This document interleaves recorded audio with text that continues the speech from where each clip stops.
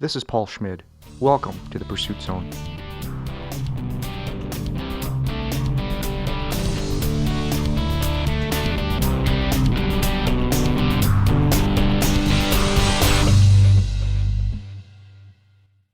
Kate Davis and Andy Bartlett became the first people to stand up paddleboard the entire length of the Danube River from source to sea in 2016. Starting in the Black Forest of Germany, they traveled through 10 countries, visited 4 capital cities, and reached the shores of the Black Sea in Ukraine after 90 days and 3,000 kilometers. They did this in support of WaterAid, which aims to improve water access and sanitation worldwide. You can learn more about their adventure at SUPthedanube.com. Andy Bartlett, welcome to the Pursuit Zone. Thank you so much. Lovely to be here. I think the first question I would ask is, how did you meet Kate? We met just over a year ago now through a community called Say Yes More, which was set up by another adventurer called Dave Cornthwaite, which was put together to help bring kind of like-minded people together that have a passion for not just adventure and discovery, but also those that are kind of looking to make the most out of life and not just get sucked into the normal existence, which I guess quite a lot of people find themselves living in. And as part of that community, we regularly go out and just wild camp in the woods and the hills around London. And it was at one of those campouts around a fire that we first met and started to talk about adventures and passions in our lives. Why did you decide to do this big adventure? Both of us had been in a position where we'd been working for a little while and had been in London and had thought, and very individually, that we wanted to get out and do things. And as I say, start to make a bit more out of life. And I think when we first met, neither of us really had an idea of what that adventure would be. But through talking together, we came up with this crazy idea to paddleboard down the length of the Danube. Did you consider any other adventures besides stand-up paddleboarding? No, we didn't. It was the second time we met when we actually shook hands and agreed to do this. Kate had said she wanted to do a journey by river, and I'd just come back from New York. I'd been out there for my birthday, and I always like to try something new for my birthday, and that year had been stand-up paddleboarding, and very quickly we matched up the two together, and nothing else was really considered. The method of transport and the location were kind of nailed on from the beginning. So you had your own business as like an events planning coordinator, and you sold that and to go off on some of these adventures. That sounds to me like a really interesting kind of a job. Why sell it? It's a fantastic job and an amazing industry to work in, and I've been very fortunate to do that my whole life. I'd got to the position where I'd founded a company with my business partner, and we'd set it up and grown it, and then eventually got staff. And it had come to the point where a lot of my time was being spent running the business rather than working on events. And it took me probably a couple of years to come to the conclusion that I needed to make a change. And so having talked to the guys involved with the company, it became clear that actually the best thing for the company, the best thing for me was to leave. And it doesn't mean I've walked away from the industry entirely. I can always come back and pick up small contracts and freelance if I need to. But yes, I needed the break from the business. I needed the break from spreadsheets and human resources and things that other people find fascinating. But actually, I just realized were wearing me down. Were you able to finance the expedition yourselves, or did you go out and seek sponsorship? Both, actually. It was all self-financed. No one actually gave us physical hard-earned cash to do this. So a lot of it came out of our back pocket, but we were very fortunate to bring on board some fantastic sponsors. So our paddleboards were sponsored by Origin, our equipment from a company called Palm. We had some great waterproof bags from Aquapack and other people as well, Water to Go with some bottles, and someone else who we'd met through the Yes community who runs a first aid company, so supported us with some medical equipment for the job as well. And I've never done, or not, Kate hasn't either, approached sponsors, but we were absolutely blown away by the support we had from them. Maybe we just got lucky, or maybe we were able to engage people with the trip we had planned, but for certain we wouldn't have been able to do it without them. We wouldn't have been able to afford to. And also the knowledge and experience and advice that came from those companies was as valuable, if not more valuable, than the equipment they were able to provide for us. What did you bring to them? I mean, what do you present to a sponsor? Did you already have your website and your elevator speech already lined up before you go there? We had the website up, we had some social media content, but we just went in very honest and say, we've not done this before. We were not professional adventurers. We are amateurs. We are newbies. But in doing that is part of the story. And that, I think, possibly appealed to some of the sponsors, the tale of the fact that normal people off the street, so to speak, could and can and should maybe go out and do these crazy things. And their gear is accessible and can help people do that. The other tip I would say, or the other thing I think helps, is that we tried to meet people face to face wherever we can.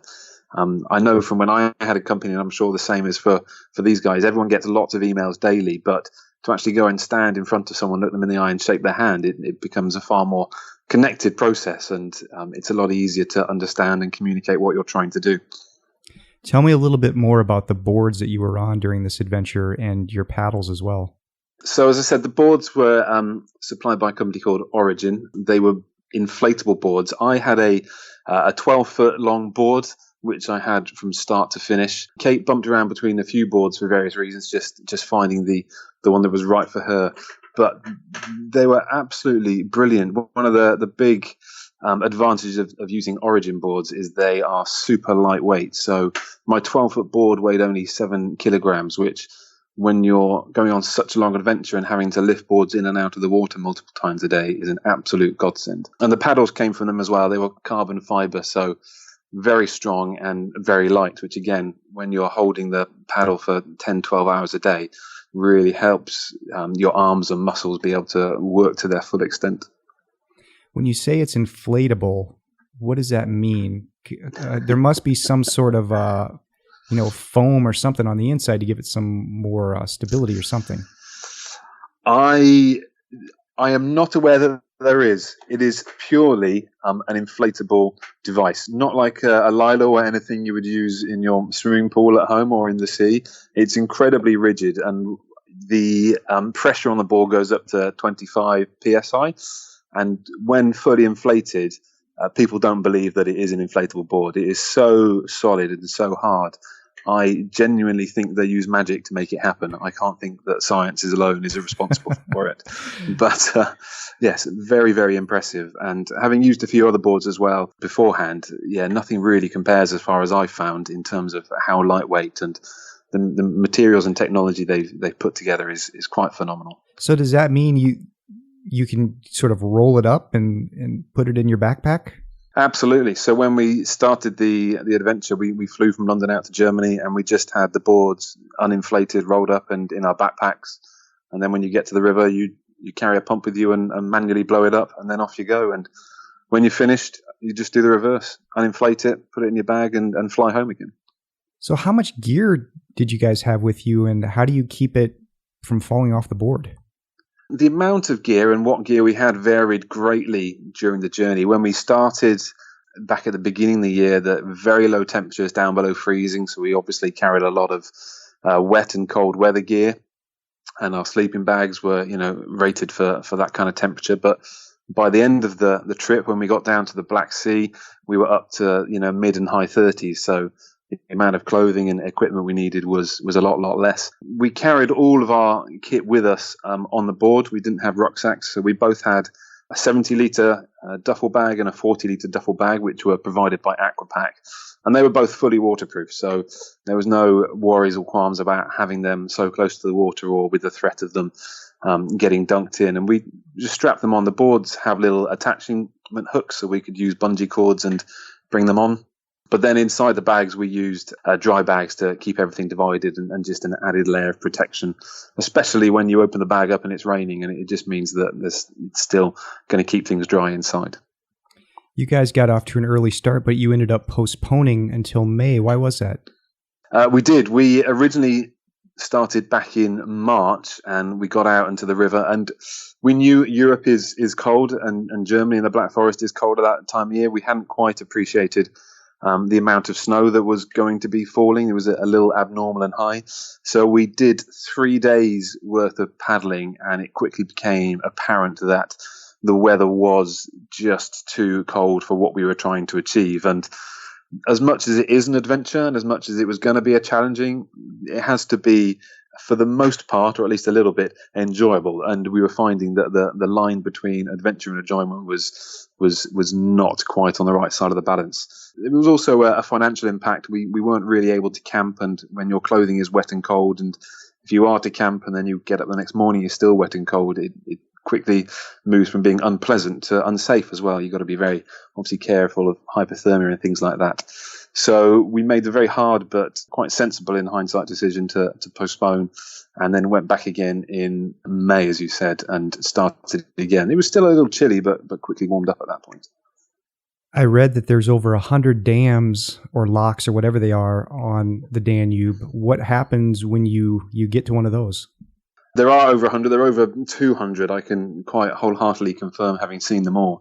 The first thing you do is die a little inside, because you know that it's going to mean some physical work. And they vary in size from little things right up to dams that drop down 20 or 30 meters. And each one of them, we had to get all of our equipment out of the river and then find a way to get around the dam. And that process varied depending on how big or how kind the people that had built the dam were. There were some very large ones where it would mean having to use wheels that we'd taken with us to portage everything along the canal path, along the river bank, down the other side and put back in. In some places, there were trolleys provided, and in a couple of spots, there were little channels where we could just get off the boards, but then float them down and get straight back on again. They were few and far between, but very lovely to experience. But most of the dams were towards the beginning of the journey.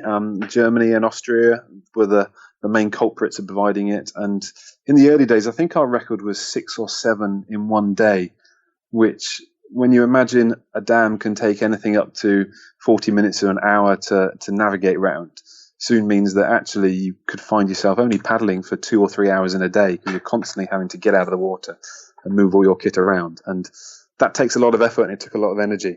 And you'd find yourself very tired at the end of the day if you'd experienced something like that. Yeah, that's a long time. I guess I imagine that it would be like a 5 or 10 minute process. Oh, how we wish. No. A couple of occasions, the dams would stop you a kilometre or two beforehand. And because obviously the valley has been flooded, there was often the original riverbed running parallel to the current stream, so to speak. And they would send you out of the river a couple of k's before the dam, and you'd walk off down a side path down into a valley and then pick up what was a very small little river compared to the main channel. But that meant there was no flowing water, so you then had to paddle for a couple of k's in still water. So that would add to the time as well. But it broke the day up, and actually when we'd got through the dams, and I think it was the last 700 kilometers, there weren't any. That was just free flowing.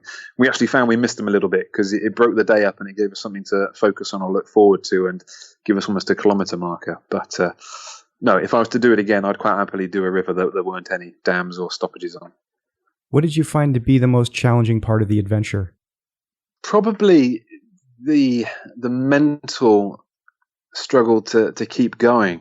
There are days when there's crazy headwinds or extremely long stretches, or you're just feeling tired and weary, and your body can always go further than you think it can if your brain can make it go and keep moving. So some mornings getting up and the motivation to get out of your nice snug sleeping bag and to go through the same process you have done for the same routine and process every morning for the last week, month, 2 months was a struggle. That was a good learning experience and something I've definitely taken away from this. How did you and Kate get along during the journey? We got along well. I mean, as I said earlier, we didn't know each other very well before we started this, which was both a blessing and a curse. It meant that we had everything to talk about because we knew literally nothing about each other's lives or families or upbringings.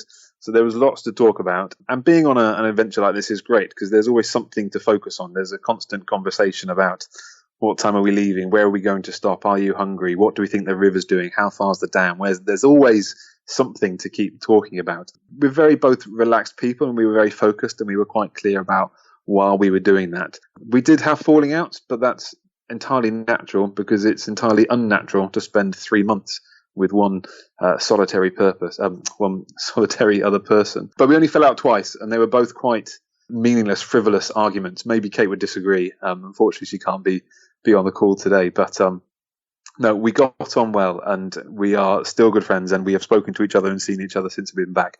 So as far as I know, I haven't annoyed her so much that she's never going to speak to me again. Do you think it helped that you each had your own boat instead of being in the same boat?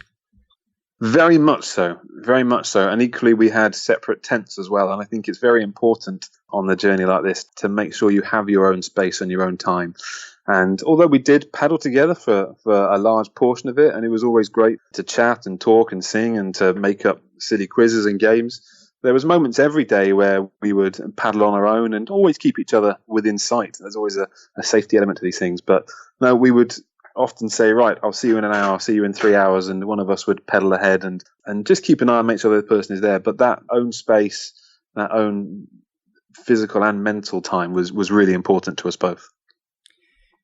Do you mind talking about the time where you found the dead body? Not at all. I mean, it's part of the journey and obviously not something we had expected to happen. It occurred very early on in the adventure, just out of a small town in Germany. And bizarrely, it's strange how circumstance affect things. We were coming out of a small town, and there was a power plant on the left-hand side of the river, and we were paddling on the left bank. And for the first time, we saw a sign that said, all river traffic must cross to the right bank. There is a threat of a large discharge of water. Obviously, if they have an issue with the plant, they need to get lots of water into the river, and it would be unsafe. So we paddled across the river, probably, it wasn't that wide at the time, so probably only 50, 70 meters, got to the other bank.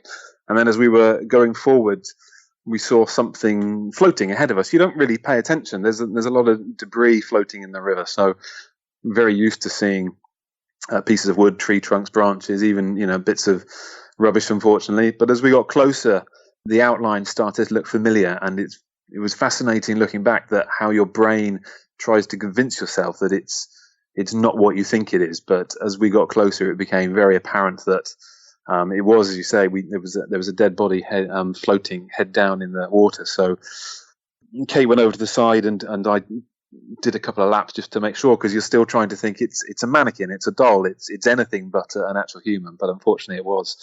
So took some photos and video as evidence in case the current took it away or it sank for any reason, and then went over to the riverbank and got off our boards and called the police, who were understandably quite surprised and confused why two English people had managed to make this discovery and what we were doing. But within 20 minutes, we had 4 boats with us, half a dozen vehicles, and probably about 30 or 40 members of various emergency organizations. And they came and were able to retrieve the body and then took it away.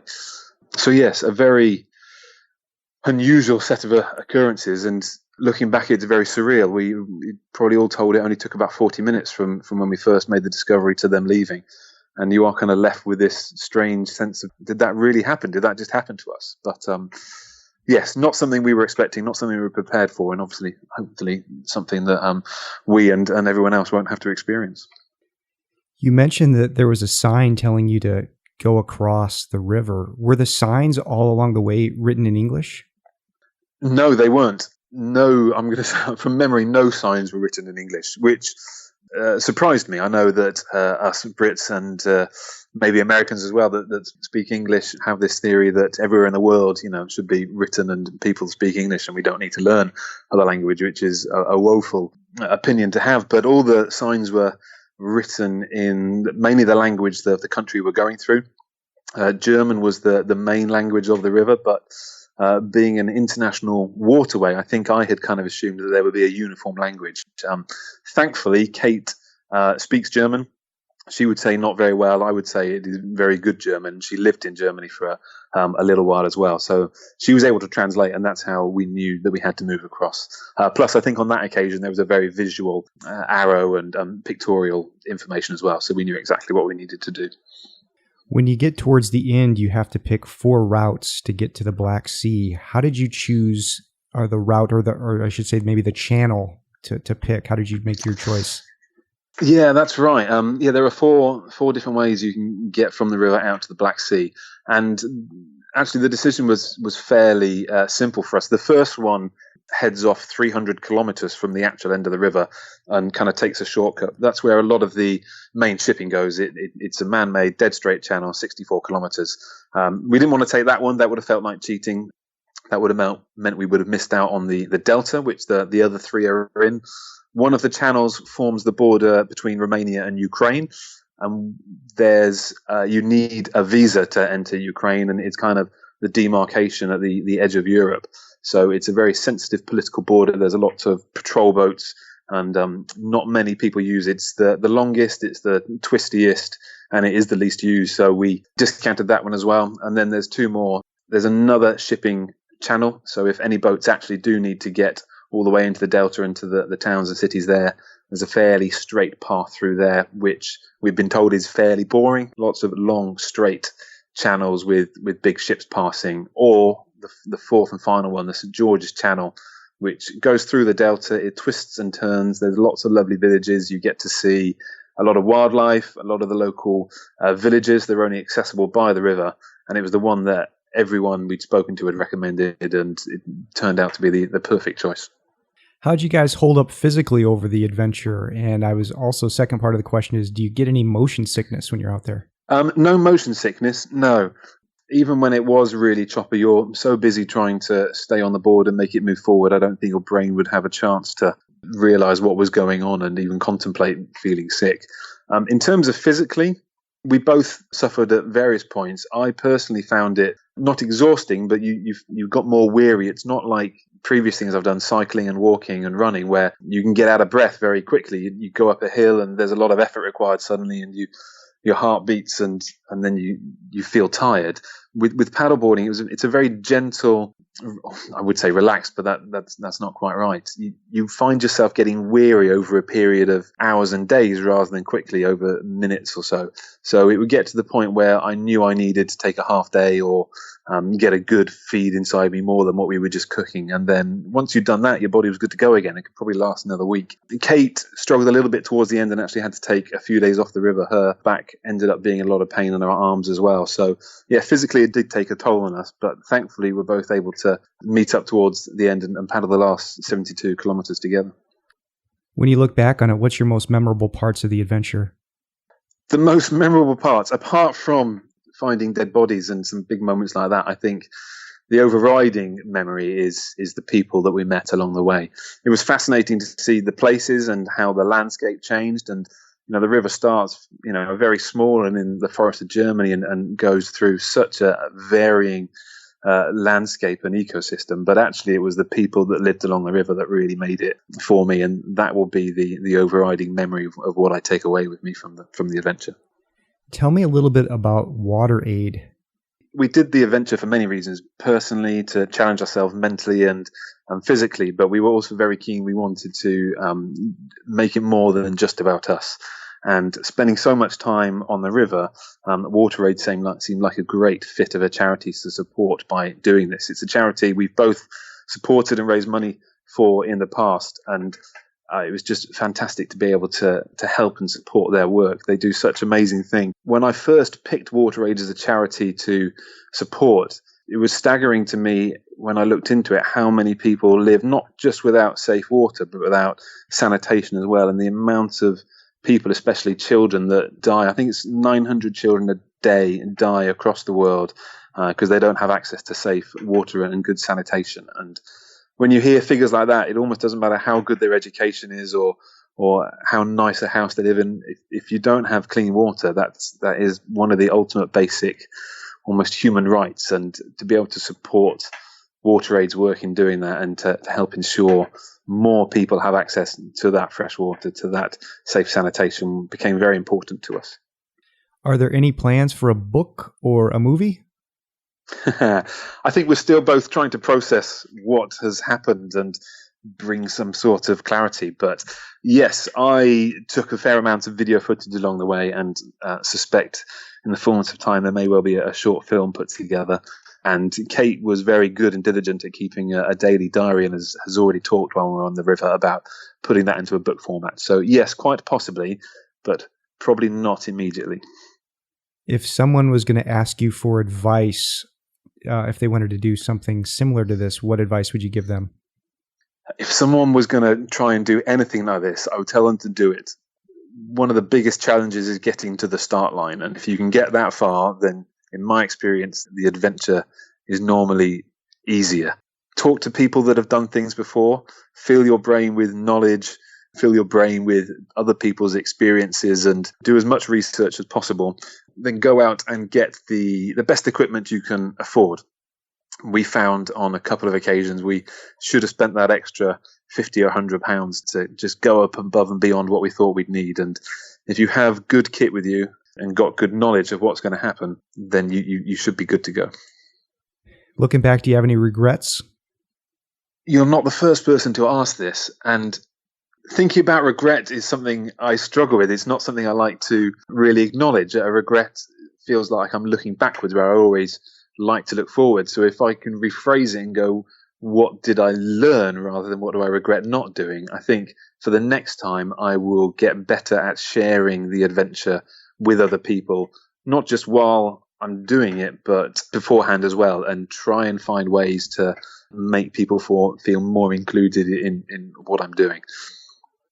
I'm pausing here. I'm hesitating to ask this next question, what's next for you? Because as I was going through and researching, I watched one of your videos and you said people are already asking me this question, and the answer is I don't know what's next. But so I've got a better answer now. So okay. If you want to ask it, go for it. Sure. So what's next for you? Immediately, I am back in London doing follow-up on the adventure, doing interviews like this, writing stories and working with sponsors and making sure we say thank you to everyone that was supportive on the journey. Also, as I said, processing what has happened and what I've managed to achieve. That takes some time. I'm going back. I'm going to do a couple of work contracts, back doing events, which will see me through to the end of the year. And then thoughts and plans are very much turning to the next adventure. There's lots of ideas in my brain, and a few sponsors have come up with some ideas as well. So keep watching, and beginning of next year I will be off and on to something else. But I will tell you it will not be on a paddleboard. How can people contact you if they want to learn more about this adventure, or if they want to support WaterAid? Either way, either questions, we have a website, which is supthedanube.com, so SUP the Danube.com. We're also on Facebook, so facebook.com/SUP the Danube. If you go to either of those places, you'll find links through to both of our personal social media profiles on Instagram and Facebook and Twitter, and also links through to our sponsorship page from WaterAid. And we would love to know that more people have found out about the journey and engaged with what we've done, and equally to give a little money would be fantastic and incredibly kind. Andy Bartlett, thank you for coming on the show. Thank you so much. An absolute pleasure. Recorded August 12th, 2016. For more great podcasts, visit thepursuitzone.com.